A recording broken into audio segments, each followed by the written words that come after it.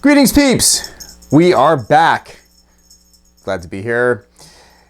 One of my favorite topics coming up, and perhaps yours too.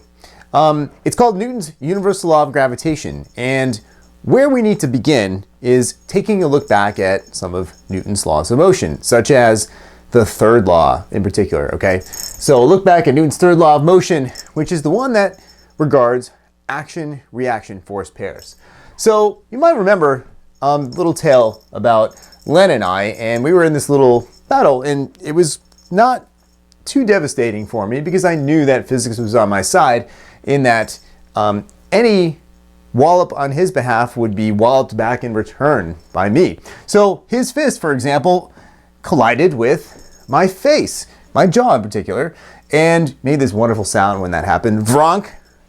I think that's the sound of the collision. That's not what I'm saying. That's actually the sound of the forces combining over here.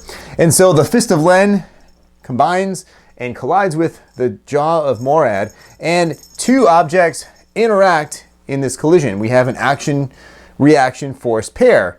Force of Len's fist is equal to negative force of Morad's jaw. They are equal and opposite. That's what Newton's third law says. It also says in this scenario that forces always come in pairs. So there's another situation I want to take a look at, and that is scenario 2. We have free fall.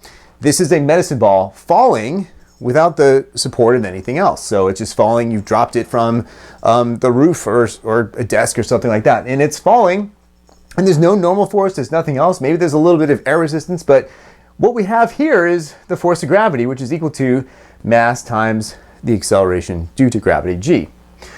Medicine ball, let's say it's 6 kilograms. But the problem is that in this scenario 2, we don't have an action-reaction pair.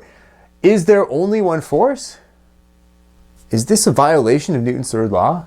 So there's a big uh-oh, because that would be, well, it's a violation. It's not a good thing. So we have to rethink what's going on here if we just have this one force. And here's the question.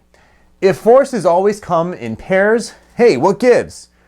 Where's the reaction force? So that's what we're going to kind of look at in this section. And fortunately, Isaac Newton developed something called the universal law of gravitation that's going to help us answer this question.